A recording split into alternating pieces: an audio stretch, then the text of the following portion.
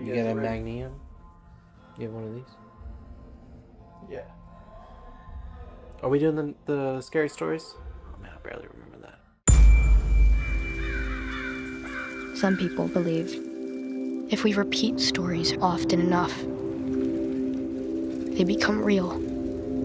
So, welcome back, ladies and gentlemen. Welcome back. Welcome back, ladies and gentlemen. Welcome back. Okay, so we have watched Scary Stories to Tell in the Dark. Yes. My initial reaction to the movie, it wasn't that bad.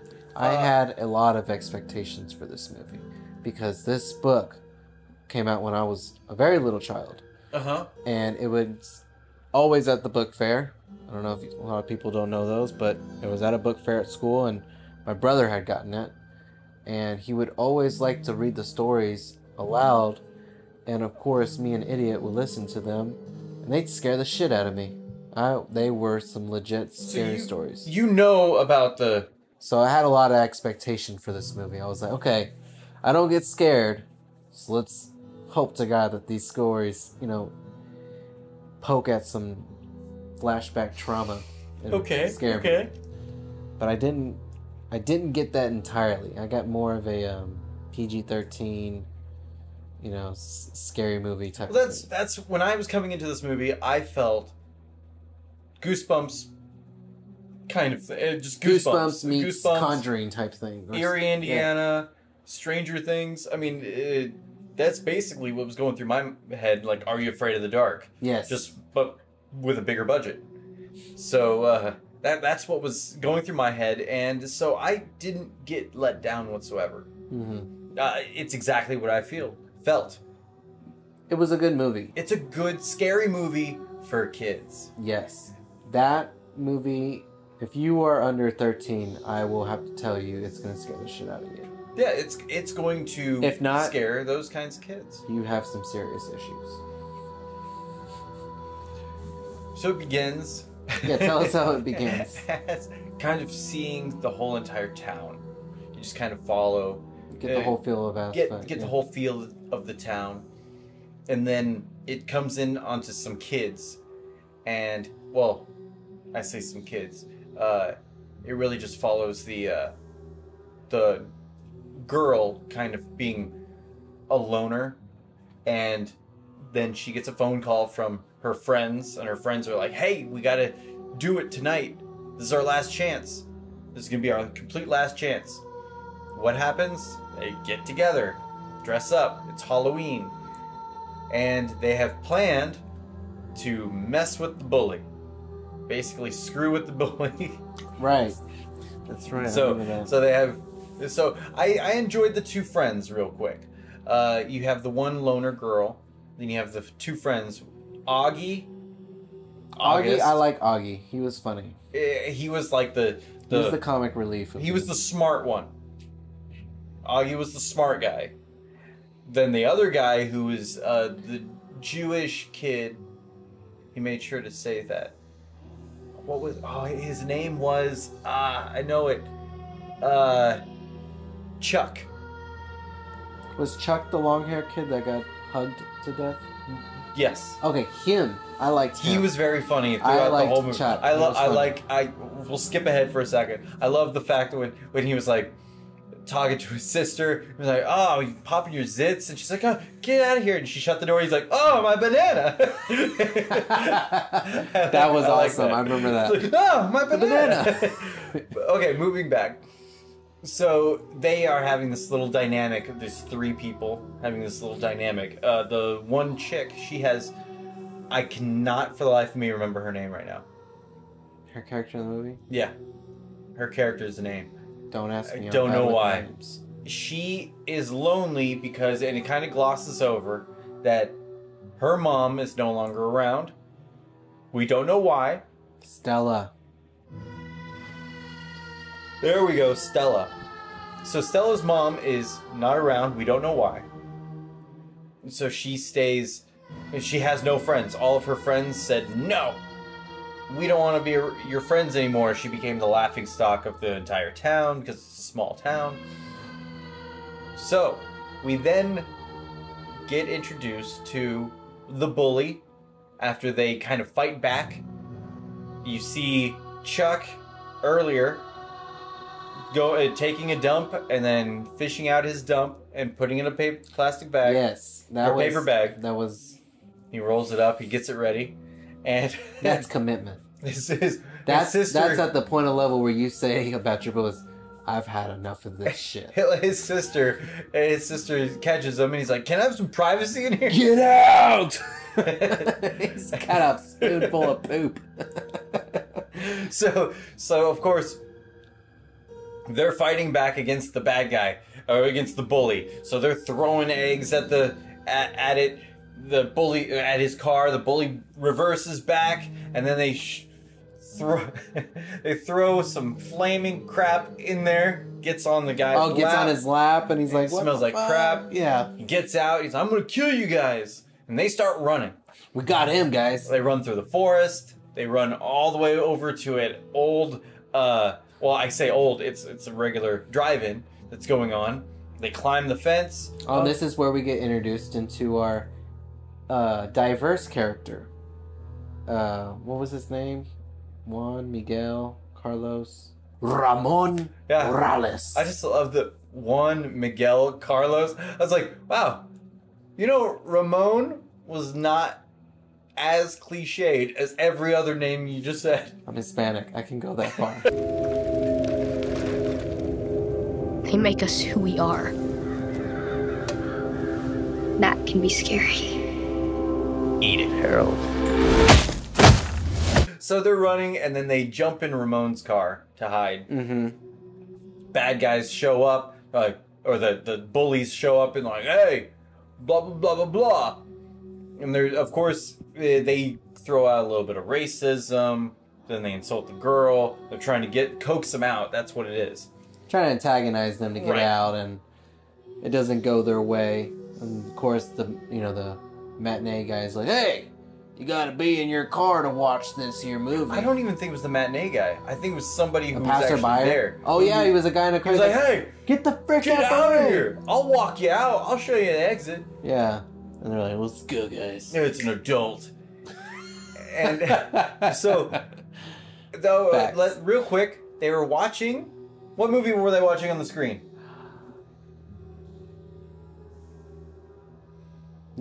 How long ago did you? Romero's.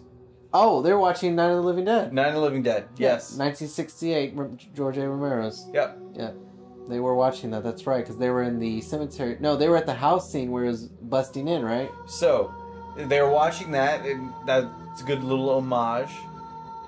Then, from there, she complains and cries real quick about what the guy said, and then of course Ramon then hears from Chuck and Augie about, oh, this is her little past, just a slight little past, and then she kind of sucks it up, walks over and goes, "You guys want to visit a haunted house?"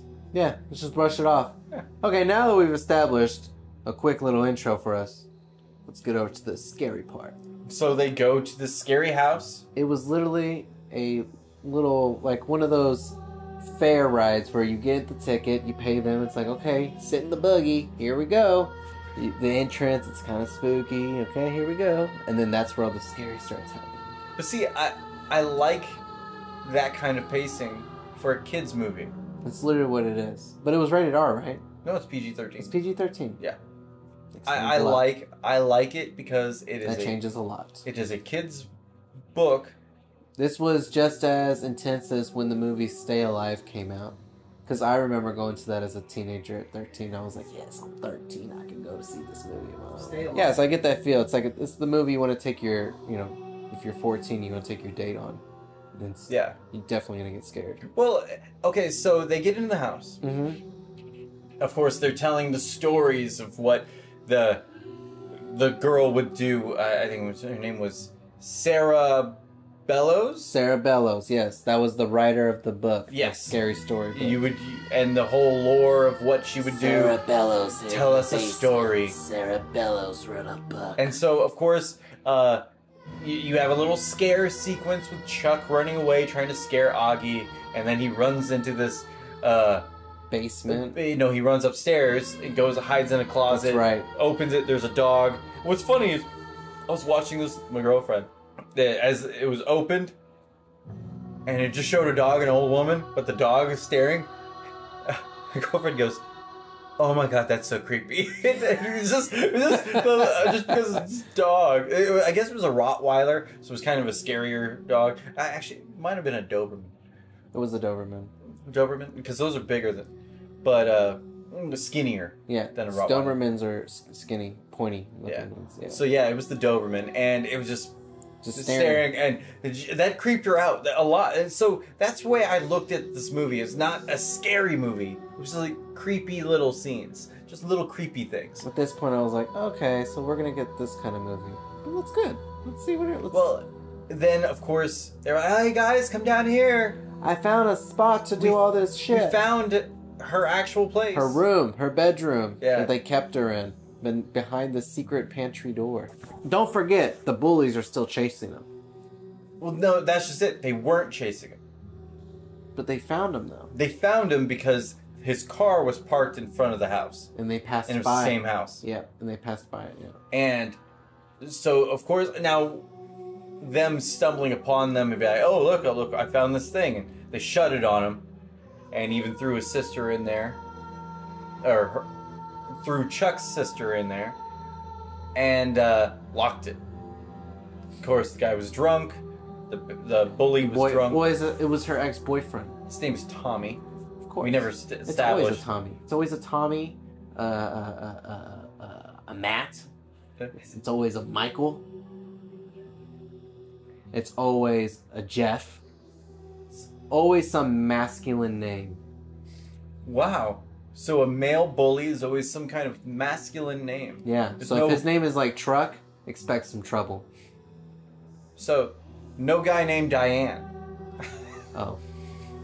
But those are the guys you really got to worry about if they're already bullying. So, then Stella says, "Tell me a story." Which screws everybody. Oh no, she just woke up the whole broad. And so then the ghost lets them out. Is she like a banshee at that point? Because isn't a female ghost considered a banshee? Because doesn't she scream? At the end, whenever she was like, "Oh no, you guys, I'm gonna stop being mean." Right. That's right. Coming back. So they whisper her name, like tell her the and story. then they all just go home. Nothing happens. Well, okay, no, they don't go home. They go outside, and then the bully defaced and destroyed the car. They got out because when she said, "Tell me a story," some shit went on, and the candle went out, and everything. Well, the ghost went and unlocked up there the door. and locked the door. And so they're like, all right. And then Ramon's car got completely just beat up. They just brushed past that because they thought it was somebody else that unlocked it. Yeah. And then, the ethnic kids, Ramon's car's all beat up and trashed up. But, they then after that, they have to... She invites him to stay with her, right? Well, under the basement. In the basement, that's Just right. leave before my dad wakes up. Mm-hmm. And you know how that we've works. established that she was like a wannabe writer, so that's why she's in love with this whole girl book and stories, writing stories for kids. And she took the book that she found. She stole Sarah Bell's book, and she took it back with them, and she's looking through it at home, and the next thing you know, she sees a story that's already written for Tommy. And she starts reading it out, and Tommy's the same guy that was beating the shit out of... He's the bully. He was beating the shit out of this scarecrow earlier in the movie. And, of course, he's got a dick of a father. And Never liked that scarecrow. Oh, no. It's a piece of shit. And, of course, then we have this whole sequence of the scarecrow coming to life, killing Tommy, stabbing him with a pitchfork. Then he turns into a straw man and... becomes the scarecrow himself.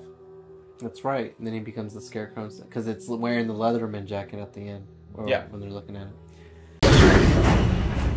Hey, what's going on? Tommy's missing. And then she's like, "Oh my god, this story sounds just like what happened to Tommy. We're in danger." Well, she goes with Ramon to the actual place to see if it's true. And they find the Scarecrow with the Letterman jacket. jacket, Like, oh, yeah. this is really happening. This could be really happening. And so they call Augie. And then the next victim was Chuck, right? Augie. That's right. They Because call Augie Augie's and the one say, with the hey, glasses, Augie. right? No, he's just the tall one. Oh, that's right, the tall, skinny one. Augie, his parents are out on like a little vacation and left him for like the weekend. And so they call Augie and they're like, hey, Augie, your name is being scrawled. Written. You got a story coming, and he's making the soup, isn't he? No. He wasn't making the soup. He found the soup in the fridge. In this fridge. That's right. And it was the missing toe story. Yes. And I was like, that's the moment where I was like, oh, crap. Here comes my childhood all over again. Now this toe is... they're reading it. He's eating soup, and there's a freaking toe in his soup. And he drops it. He's like, oh my god, there's a toe in here. There's also eyeballs, which he glossed over as well. And... so now this dead body is looking for the toe. Where is my toe? So he runs and hides and goes into his room, locks his door, and then hides underneath Underneath the bed. his bed. And he's like, okay, the thing did not come in here. I'm good. But the music is still building up, so we know we're about to get it.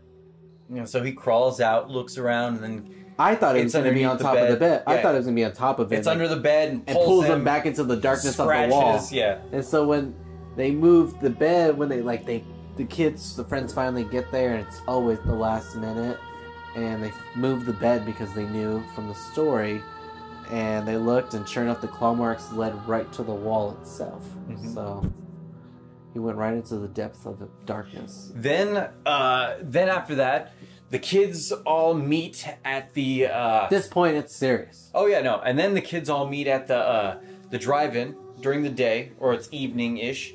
And even the older sister's there, of Chuck's. And they're like, where's Augie? Where's Augie? And they're like, Augie's dead.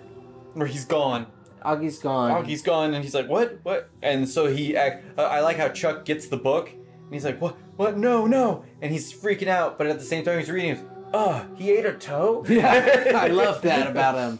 Like, it just, every now and then there's like a serious moment. And then... Let me let you laugh real quick. Now, I did look at a few reviews, and some reviews say that that's bad. Oh, they don't know which tone they wanted to be. It's either comedy or this or that. Guys, this is for kids. It's a PG-13 movie. It's a PG-13 movie for kids that are under really 13. The only people that were only mocking it or talking bad about it is because they're the adults that grew up on the book, so they're thinking of the fear that they had as a child reading it. I don't think they're thinking of the fear that they had as a child. What I think is they expect it to be like a Conjuring movie. Yeah, they thought it was going to be a scary movie. Yeah, Conjuring is PG-13. But you gotta remember, this is a scholastic book. But I feel like this movie was more for like age 7 to 15. To 15. Yes. It is basically the young teens, like a little bit younger than teen to middle teen kind of movie. And so it's perfect to have a little bit of comedy, a little bit of this, a little bit of that, all trickled out through there. The movie is a ride. It's not Halloween Town. This movie is it's just a pure Disney movie. It's a pure tragedy movie. It's not The Conjuring, which is going to scare the crap out of a teenager. No, it's a mixture of the two. So it's like... Yeah. It's a high, like you said before, a high-budgeted Are You Afraid of the Dark? Exactly. And so when you have this, now they're like, oh no, what's going to happen? What do we do? They go on a little adventure trying to figure things out. They go to the library. Do the research about Sarah Bellows. Researching. You get all those fun all little the while things. The clock's a ticking to when the next time she's going to write her story about whoever. Of course, while they're there, starts writing. And the next victim? The red spot. That was... Ends up being a sister. That was when the sister was like, I'm not dealing with this shit. You guys figure it out. I got a dance to go to. Oh, she was before that. Yeah, before that, when they were finding out about Augie. And they tried to burn the book, and it didn't burn. Right. And I love when Chuck goes, this is why I don't read books. Yes, because books don't burn, huh? And so she went off to do her dance stuff at her homecoming or whatever, and she starts getting the red spot. It was a play. It was a play, that's Yeah. right. And she was like the main role, or main lead almost. Yeah. And that's when she got the red spot. And the red spot turned out to be a giant egg sac. Egg sac of spiders, which actually, fun fact, that is actually a true story. It's embellished, but it's actually a true story where people have gotten Bit in the face or somewhere on their body. some kind of bug or insect lays eggs inside their skin. Some insects do that to other insects. Yes. So. And it has happened. So that's where you get this weird little body stuff. Well, I like that because they paid a lot of attention to detail of that part, because anybody would cringe at the thought of knowing that there's something inside your skin. Yes. So that part I did give a ooh, even I was with my girlfriend and she was like, she hates bugs. So it was already enough for her. So just the thought when I saw him crawling all over her, I knew in my thought there's no muscles in the world that can stop that. So you're freaked out. There's bugs all over you. So that was a really good paying attention to reality there. So, but they end up actually saving her. Yes. And they move on. She's like almost going nuts. They're like, oh, she's never going to be the same again. Because they weren't even there, actually. No, they had a big adventure to get there and all that stuff. So they end up saving her. But at the same time, they're like, we saved her. But then somebody else says later, you didn't save anybody. She's going to go nuts. That was the police officer. She's going to be nuts. She's going to be staying in this asylum. Because it just insane asylum. It just wrecked her brain. Yeah. That shit. Then from there, we move over to. We are looking at the. We find out that Sarah Bellows was put into an insane asylum. Yeah, you find out that she's not actually she wasn't always a crazy person. No, she was put in there by her brother. Mm-hmm. And so they go there to try to get her records. Mm-hmm. Then they sneak around, and then Chuck. They're sneaking around the mental hospital. Yeah, and stuff. Chuck ends up having a nightmare that keeps reoccurring. It's very convenient that the girl ended up at the same mental hospital that they would have records of Sarah Bello there. And so what happens? The next story. Long story short, his thing starts getting wrote, and his thing was actually pretty intense. It's a fat chick. It's a fat thing. Thing walking towards him, but every which way he goes, coming. She pops up in front of him, and it's there, and it's coming in all four directions. Yeah, that is scary. And the reason why I say is because slow building. It's a slow build up at the fact you can't go anywhere. You can't run from your fear. That is a slow and scary death. And then his fear absorbs him. Yeah, he literally just it's not violent or anything. It's actually, that's why I consider this kind of just a creepy movie, because your fear absorbed you. It didn't attack you. Didn't kill you. It didn't slash you up and hang your flesh up. It just took you. Just absorbed you. Mm-hmm. So you just go, creepy. That was probably top one, not spiders. That was probably. And then after that, they leave and they're like, oh my god. Well, actually, they get caught. They get taken from Stella and to Ramon. the police station. And they're like, we're not going to believe anything you say, you Mexican. Yeah, well, you find out that he was actually draft dodging. Yes. He didn't want to go to Vietnam because his brother died mm-hmm. and was sent in pieces back. Yeah. And then what happens? They both are in the jail because she refuses to leave him. His thing starts getting wrote, and the police officer's like, hey, it was already written, and he's like, hey, what is this going on? And then I forget what his thing is called. It was like the Jangler Man. The Jangler Man, yes. And you just see it. That was scary looking. Falls down through there, and it's in pieces. It was like a gigantic dude. What does he say? He says like wingle wangle or something really dumb, that choot choot or something that I was like, huh? He says something like that? Yeah, whenever he shows up and Even the story is called like, it's like Toot Toot Wangle Walker. Oh, okay. It's like Shoot Shoot Wangle Walker or something like that.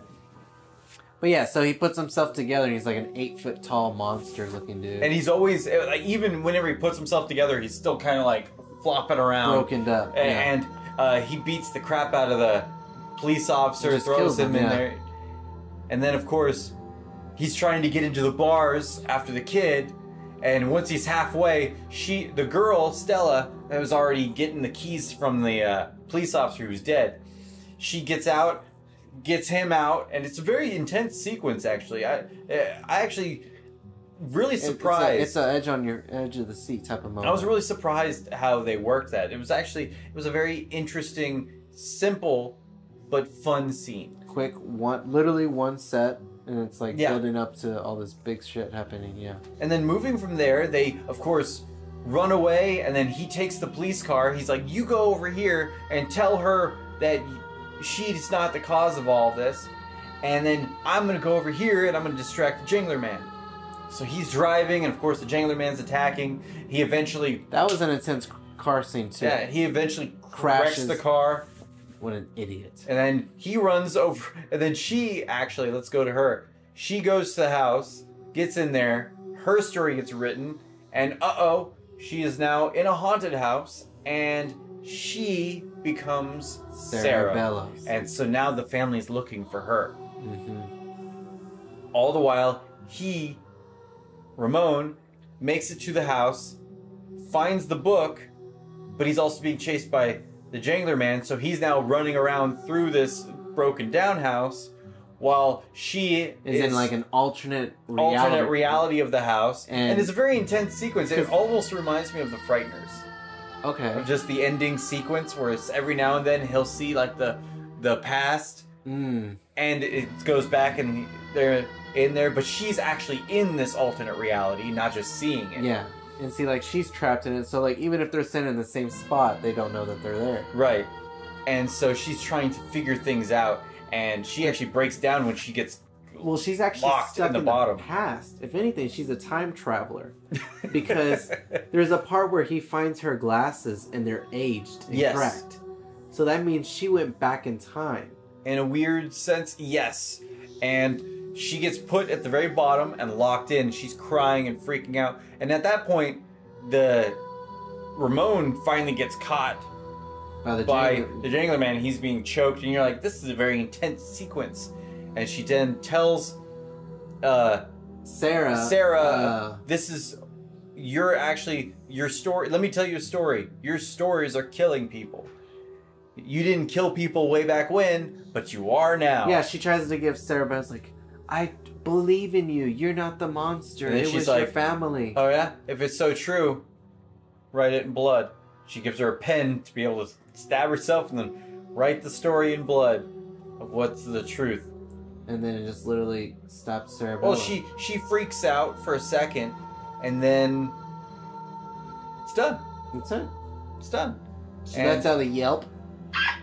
And then Ramon, like, it shows like a couple of days later, Ramon goes to the draft. He's like, screw this. I'm going to go get blown up in Vietnam. He goes to the draft, but then Stella is with Chuck's sister and her dad, and they're like, we're going to go find Chuck and Augie, because this book, and they still have Sarah's book, must have a way to get to them. So, I mean, it opened for a sequel.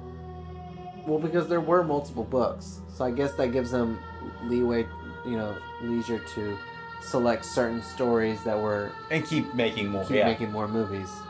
So that way they can incorporate other monsters that weren't mentioned in this one. Yeah. Because there were a couple stories that didn't get mentioned that I was hoping to get mentioned. But... Well, I think overall it was a fun preteen kind of just horror movie for a spooky Friday night. For like $26 million preteen horror movie.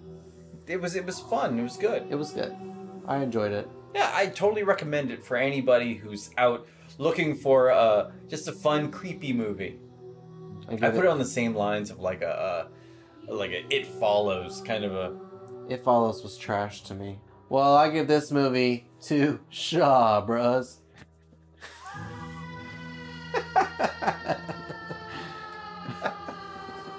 What about you, Gerald?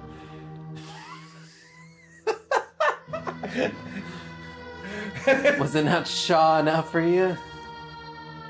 Be sure to like, subscribe, leave some comments if you need to. You can find some more content on our Battle the Worst videos. Hope you like this video, guys. And until next time, rock out with your cocks out.